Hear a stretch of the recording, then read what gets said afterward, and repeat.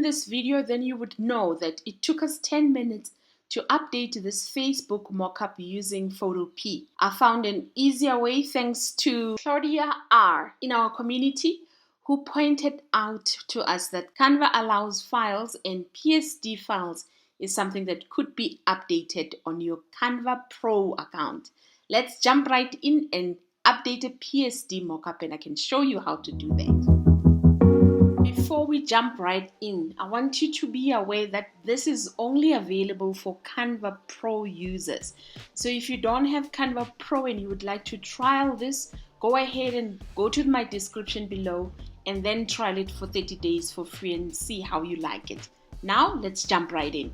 From your Canva home page, access the Upload tab so that you can drop and drag the file that you want to upload. So you could also click on Browse and go find the file wherever you've saved it. So it would be the PSD file, and then you add it. Then Canva will import it. It would be saved on your recent designs. So you just double click to open the PSD mockup file so that you can start editing it the way that you want. The good news is it's very similar to what you're used to when you're working on Canva, because what Canva then does, they convert this file to a Canva editable file. So your text are still text, your photos are still photos, and all you do, you double click wherever you need to click on, and then you change. So say for example, I want to use my name over there, then you type over that information and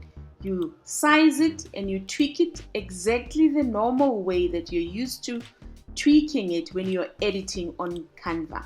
So you would click and you'd use your arrows to move elements around, and it is as easy as that.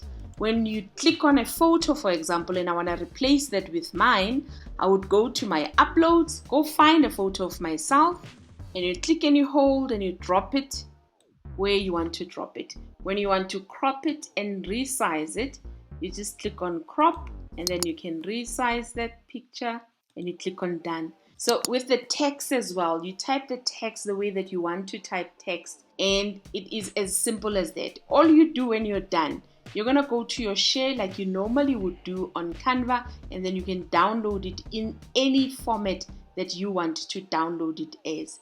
So these are the formats that are available for you, which you know and you love. If you would like to find out where you can download these templates or this PSD file, you can go and watch this next video. Thank you for joining me today. I will see you next time.